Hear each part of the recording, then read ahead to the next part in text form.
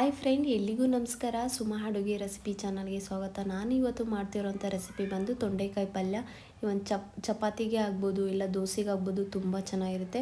ನೀವು ಮಾಡಿರ್ತೀರ ಅಂತ ಅಂದ್ಕೊಂಡಿದ್ದೀನಿ. ಒಂದು ಸಲ ಈ ಥರನೂ ಮಾಡಿ ನೋಡಿ, ಪಲ್ಯನ ತುಂಬ ಚೆನ್ನಾಗಿ ಬರುತ್ತೆ. ತುಂಬ ಈಸಿ ಮೆಥಡಲ್ಲೇ ಮಾಡ್ಬೋದು ಇದನ್ನು ಮಾತ್ರ. ನಾನಿಲ್ಲಿ ಮೊದಲಿಗೆ ಒಂದು 1/4 kg ಆಗೋಷ್ಟು ನಾನು ತೊಂಡೆಕಾಯಿನ ಉದ್ದುದ್ದಾಗಿ ಕಟ್ ಮಾಡಿ ಇಟ್ಕೊಂಡಿದ್ದೀನಿ. ಸ್ವಲ್ಪ ಹಣ್ಣು ಸ್ವಲ್ಪ ಆಗಿತ್ತು ತೊಂಡೆಕಾಯಿ, ಪರವಾಗಿಲ್ಲ ಅಂತ ನಾನು ಅದನ್ನು ಪಲ್ಯ ಮಾಡ್ತಿದ್ದೀನಿ. ಮೊದಲಿಗೆ ನಾನು ಒಂದು ಕುಕ್ಕರ್ ಎತ್ತಿಟ್ಕೊಂಡು ಕುಕ್ಕರ್ಗೆ ನಾನು ಇಲ್ಲಿ ತೊಳೆದಿಟ್ಕೊಂಡಂತಹ ತೊಂಡೆಕಾಯಿನ ಹಾಕೋತಾ ಇದ್ದೀನಿ. ಮುಂಚೆನೇ ಫಸ್ಟೇ ತೊಳೆದು ಆಮೇಲೆ ನಾನು ಹಚ್ಚಿದ್ದೀನಿ. ನೀವು ಅದೇ ಥರನೇ ಮಾಡ್ಕೊಳ್ಳಿ. ಹಾಗೆ ನಾನು ಸ್ವಲ್ಪ ನೀರನ್ನು ಹಾಕೋತಾ ಇದ್ದೀನಿ. ಹಾಗೆ ರುಚಿಗೆ ತಕ್ಕಷ್ಟು ಉಪ್ಪನ್ನು ಸ್ವಲ್ಪ ಹಾಕ್ಕೊಂಡು ಒಂದು 3ರಿಂದ 4 ಕರಿಬೇವು ಎಲೆ, ಹಾಗೆ ಒಂದು ಅರ್ಧ ಟೇಬಲ್ ಸ್ಪೂನಷ್ಟು ಅರಿಶಿನ, ಹಾಗೆ ಒಂದು 1/4 ಸ್ಪೂನಷ್ಟು ಜೀರಿಗೆನ ಹಾಕೋತಾ ಇದ್ದೀನಿ. ಫ್ಲೇವರ್ ಚೆನ್ನಾಗಿರುತ್ತೆ ಅನ್ನೋಕ್ಕೋಸ್ಕರ. ಹಾಗೆ ನಾನು ಒಂದು ಅರ್ಧ ನಿಂಬೆಹಣ್ಣಷ್ಟು ನಾನಿಲ್ಲಿ ಬೆಲ್ಲವನ್ನು ಹಾಕೋತಾ ಇದ್ದೀನಿ. ಬೆಲ್ಲ ಹಾಕೊಂಡ ನಂತರ ನಾನು ಈಗ ಹುಣಸೆ ರಸವನ್ನು ಹಾಕ್ಕೊಳ್ಳೋಣ. ಹುಣಸೆ ರಸ ಹಾಕ್ಕೊಂಡು ಸ್ವಲ್ಪ ನಾವು ಚೆನ್ನಾಗಿ ಇದನ್ನು ಮಿಕ್ಸ್ ಮಾಡ್ಕೊಳ್ತಾ ಹೋಗೋಣ. ಇಲ್ಲ ಅಂದರೂ ಇದು ಒಂದು 15 ಮಿನಿಟ್ಸ್ ಬೇಯಬೇಕು ಫ್ರೆಂಡ್ಸ್. ಆವಾಗಲೇ ಇದು ಬೇಗ ಬೇಯೋದು. ಇಲ್ಲ ವಿಜಲ್ ಹಾಕಿದ್ರೂ ಮಾಡ್ಬೋದು. ವಿಜಲ್ ಹಾಕಿದ್ರೆ ಚೆನ್ನಾಗಿರೋದಿಲ್ಲ. ಅದಕ್ಕೋಸ್ಕರ ಈ ಥರನೇ ಬೇಯಿಸ್ತಾ ಹೋಗಿ ಬನ್ನಿ. ಅಷ್ಟೊದಕ್ಕೆ ಒಂದು ಸಿಂಪಲ್ ಆಗಿರೋವಂಥ ಒಂದು ಮಸಾಲೆನ ಮಾಡ್ಕೊಂಬರೋಣ ನಾವು ಇದಕ್ಕೆ ಒಗ್ಗರಣೆ ಮಾಡೋದಕ್ಕೆ. ನಾನಿಲ್ಲಿ ಮೊದಲಿಗೆ ಒಂದು ಮಿಕ್ಸಿ ಜಾರ್ ತೊಗೊಂಡಿದ್ದೀನಿ, ಚಿಕ್ಕದು ಜಾರ್ ತೊಗೊಂಡಿದ್ದೀನಿ. ಅದಕ್ಕೆ ಒಂದು 1/4 ಕಪ್ಪಷ್ಟು ನಾನಿಲ್ಲಿ ತೆಂಗಿನಕಾಯಿ ತುರಿನ ಹಾಕೋತಾ ಇದ್ದೀನಿ.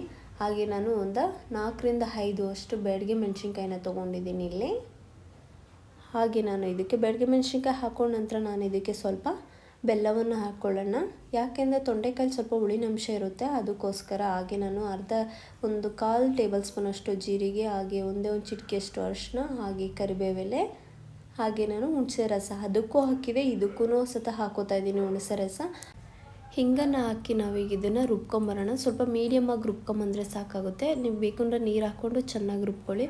ಈ ಥರ ಕಲರ್ ಇರಬೇಕು, ಜಾಸ್ತಿ ನೀರು ಹಾಕ್ಕೋಬಾರ್ದು ಹೇಳಿದ್ದೀನಿ ಫ್ರೆಂಡ್ಸ್. ಲೈಟಾಗಿ ನೀರು ಹಾಕ್ಕೊಂಡ್ರೆ ಸಾಕಾಗುತ್ತೆ.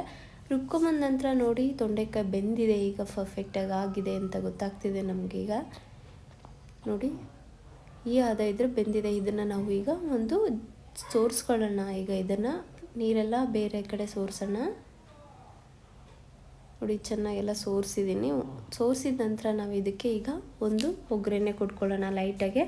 ನಾನಿಲ್ಲಿ ಮೊದಲಿಗೆ ಸ್ಟವ್ ಹಚ್ಚಿ ಒಂದು ಚಿಕ್ಕದೊಂದು ಪ್ಯಾನನ್ನು ಇಟ್ಕೊಂಡಿದ್ದೀನಿ. ಪ್ಯಾನ್ ಸ್ವಲ್ಪ ಬಿಸಿ ಆಗಬೇಕು. ಬಿಸಿ ಆದ ನಂತರ ನಾನು ಇದಕ್ಕೆ ಒಂದು ಟೇಬಲ್ ಸ್ಪೂನಷ್ಟು, 1.5 ಟೇಬಲ್ ಸ್ಪೂನಷ್ಟು ನಾನಿಲ್ಲಿ ಎಣ್ಣೆಯನ್ನು ಹಾಕ್ಕೊಳ್ಳೋಣ. ಎಣ್ಣೆ ಬಿಸಿ ಆದ ನಂತರ ನಾನು ಇದಕ್ಕೆ ಸಾಸಿವೆನ ಹಾಕೋತಾ ಇದ್ದೀನಿ. ಸಾಸಿವೆ ಚಿಟಪಟ ಆದ ನಂತರ ಒಂದು ಅರ್ಧ ಟೇಬಲ್ ಸ್ಪೂನಷ್ಟು ಕಡಲೆಬೇಳೆನ ಹಾಕೋತಾ ಇದ್ದೀನಿ. ಅದಾದ ನಂತರ ಒಂದು ಅರ್ಧ ಟೇಬಲ್ ಸ್ಪೂನಷ್ಟು ಉದ್ದಿನಬೇಳೆನೂ ಹಾಕ್ಕೊಳ್ಳೋಣ. ಹಾಕೊಂಡ ನಂತರ ನಾನೀಗ ಇದಕ್ಕೆ ಒಂದು 3ರಿಂದ 4 ಅಷ್ಟು ಕರಿಬೇವಿನ ಎಲೆನ ಹಾಕೋತಾ ಇದ್ದೀನಿ. ಫ್ಲೇವರ್ಗೆ ಚೆನ್ನಾಗಿರಲಿ ಅನ್ನೋಕ್ಕೋಸ್ಕರ. ನನಗೆ ಇಷ್ಟ ಆದರೆ ಹಾಕ್ಕೊಳ್ಳಿ, ಇಲ್ಲಾಂದರೆ ಸ್ಕಿಪ್ ಮಾಡ್ಕೋಬೋದು. ಈಗ ಸ್ಪೂನಲ್ಲಿ ನಾನು ಇದನ್ನು ಮಿಕ್ಸ್ ಮಾಡ್ಕೋತಿದ್ದೀನಿ. ಇದಕ್ಕೆ ನಾನೀಗ ಒಂದು 1/4 ಚಿಟಿಕೆಯಷ್ಟು ನಾನಿಲ್ಲಿ ಅರಿಶಿನ ಪುಡಿನ ಹಾಕೋತಾ ಇದ್ದೀನಿ. ಅದನ್ನು ಸ್ವಲ್ಪ ಮಿಕ್ಸ್ ಮಾಡಿಕೊಂಡು ಈಗ ನಾವು ರುಬ್ಬಿಟ್ಟಿಟ್ಕೊಂಡಿದ್ದಂಥ ಮಸಾಲೆನ ಹಾಕ್ಕೊಳ್ಳೋಣ. ಹಾಕೊಂಡ ನಂತರ ಇದು ಸ್ವಲ್ಪ ಗಟ್ಟಿಯಾಗಿದೆ ಅನ್ನೋಕ್ಕೋಸ್ಕರ ನಾನು ಅದೇ ಮಿಕ್ಸಿ ಜಾರ್ಗೆ ಒಂದು 4ರಿಂದ 5 ಟೇಬಲ್ ಸ್ಪೂನಷ್ಟು ನೀರನ್ನು ಹಾಕ್ಕೊಂಡು ಅದನ್ನು ಸ್ವಲ್ಪ ನಾನು ಇದಕ್ಕೆ ಹಾಕ್ಕೋತೀನಿ. ನಾನೆಲ್ಲ ಹಾಕ್ಕೊಡ್ತೀರ ನಿಮ್ಗೆ ಗೊತ್ತಾಗ್ತಿದೆ ನೋಡಿ. ಜಾಸ್ತಿ ನೀರು ಹಾಕ್ಕೊಂಡಿಲ್ಲ, ಸ್ವಲ್ಪ ನೀರು ಹಾಕ್ಕೋಬೇಕು. ಯಾಕೆಂದರೆ ನಾವು ಇದನ್ನು ಪಲ್ಯ ಮಾಡೋದ್ರಿಂದ, ಗ್ರೇವಿ ಮಾಡ್ತಿಲ್ವಲ್ಲ, ಸೊ ಪಲ್ಯ ಮಾಡೋದ್ರಿಂದ ನಾವು ಸ್ವಲ್ಪ ಗಟ್ಟಿ ಅಂಶ ಇದ್ರೇ ಚೆಂದ ಇದು. ಇದಕ್ಕೆ ನಾನೀಗ ಸ್ವಲ್ಪ ಒಂದು 1/4 ಚಿಟಿಕೆಯಷ್ಟು ರುಚಿ ನೋಡಿಕೊಂಡು ಉಪ್ಪನ್ನು ಹಾಕೋತಾ ಇದ್ದೀನಿ. ಹಾಕ್ಕೊಂಡು ಮಿಕ್ಸ್ ಮಾಡ್ಕೊಳ್ಳೋಣ ಇದನ್ನು.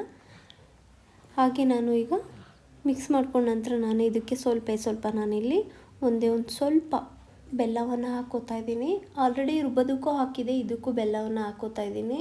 ಬೆಲ್ಲ, ಉಪ್ಪು, ಹುಳಿ, ಖಾರ ಎಲ್ಲ ಒಂದು ಪರ್ಫೆಕ್ಟಾಗಿ ಅದ ಚೆನ್ನಾಗಿರುತ್ತೆ. ಹಾಕ್ಕೊಂಡು ಚೆನ್ನಾಗಿ ಮಿಕ್ಸ್ ಮಾಡ್ಕೊಳ್ಳೋಣ. ನೋಡಿ ಜಾಸ್ತಿ ಟೈಮ್ ತೊಗೊಳ್ಳೋದಿಲ್ಲ, ಬರೀ 5 ನಿಮಿಷದಲ್ಲಿ ಖಾರ ಎಲ್ಲ ಒಗ್ಗರಣೆ ಮಾಡಿ ರೆಡಿ ಆಗಿಬಿಡುತ್ತೆ. ಈಗ ನಾವು ತೊಗೊಂಡಂಥ ಬೇಯಿಸಿದಂಥ ತೊಂಡೆಕಾಯಿನ ನಾವಿಲ್ಲಿ ಹಾಕ್ಕೊಳ್ತಾ ಹೋಗೋಣ. ನೋಡಿ ಎಲ್ಲದನ್ನು ತೊಂಡೆಕಾಯಿನ ಹಾಕ್ಕೊಂಡಿದ್ದನ್ನು ಚೆನ್ನಾಗಿ ಮಿಕ್ಸ್ ಮಾಡ್ಕೊಳ್ಳೋಣ. ತೊಂಡೆಕಾಯಿ ಹಾಕ್ಕೊಂಡ್ಮೇಲೆ ಇದಕ್ಕೇನು ಜಾಸ್ತಿ ಟೈಮ್ ತೊಗೊಳ್ಳೋದಿಲ್ಲ, 2 ನಿಮಿಷದಲ್ಲಿ ರೆಡಿ ಆಗಿಬಿಡುತ್ತೆ ಪಲ್ಯ ಮಾತ್ರ. ಬೇಯಿಸ್ಬೇಕಾದ್ರೆ ಒಂದು 15 ಮಿನಿಟ್ಸ್ ತೊಗೊಳುತ್ತೆ. ಬೇಯಬೇಕಾದ್ರೆ ತೊಂಡೆಕಾಯಿನ ಸ್ವಲ್ಪ ಲೇಟ್ ಆಗುತ್ತೆ. ನೀವು ಈ ಥರನೂ ಮಾಡೋಕ್ಕಾಗಲ್ಲ ಅನ್ನೋದಾದರೆ ಈ ಥರನೇ ಹೇಳಬೇಕು ಅಂದರೆ ತುಂಬ ಈಸಿ ಮೆಥಡ್ ಫ್ರೆಂಡ್ಸ್. ಅರ್ಧ ಕಟ್ ಮಾಡಿ ಮಾಡೋದು, ಅದು ಸ್ವಲ್ಪ ಲೇಟ್ ಆಗುತ್ತೆ, ಟೈಮ್ ತೊಗೊಳುತ್ತೆ. ಹಾಗೆ ನಾನು ಇದಕ್ಕೆ ಸ್ವಲ್ಪ ಕೊತ್ತಂಬರಿ ಸೊಪ್ಪನ್ನ ಹಾಕ್ಕೊಂಡಿದ್ದೀನಿ ಲಾಸ್ಟಲ್ಲಿ ಹಾಕ್ಕೊಂಡು ಅದನ್ನು ಸ್ವಲ್ಪ ನಾವು ಚೆನ್ನಾಗಿ ಮಿಕ್ಸ್ ಮಾಡ್ಕೊಳ್ಳೋಣ. ಇದಕ್ಕೆ ಕಾಂಬಿನೇಷನ್ ಚಪಾತಿ ತುಂಬ ಚೆನ್ನಾಗಿರುತ್ತೆ. ನಿಮ್ಗೆ ಚಪಾತಿ ಆಗಿಲ್ಲ ಅನ್ನೋದಾದರೂ ದೋಸೆ ಆದರೂ ಮಾಡ್ಕೋಬೋದು, ಯಾವುದು ಆದರೂ ಸರಿ. Chapati main important. ನಾನು ಇದಕ್ಕೆ ಸೈಡ್ಗೆ ಅಂತ ನಾನು ಚಪಾತಿನ ಮಾಡ್ಕೊಂಡಿದ್ದೆ. ಫೈನಲ್ ಆಗಿ ಪಲ್ಯ ರೆಡಿ ಆಯಿತು. ಬನ್ನಿ ಸರ್ವ್ ಮಾಡ್ಕೊಳ್ಳೋಣ. ಈಗ ನಾನಿಲ್ಲಿ ಮೊದಲಿಗೆ ಒಂದು ಚಿಕ್ಕ ಬೌಲ್ ತೊಗೊಂಡಿದ್ದೀನಿ. ಅದಕ್ಕೆ ನಾನು ಮಾಡ್ಕೊಂಡಿದ್ದಂತಹ ಪಲ್ಯವನ್ನು ಹಾಕ್ಕೋತಾ ಇದ್ದೀನಿ. ನೋಡಿ ಹೇಗಿದೆ ಅಂತ.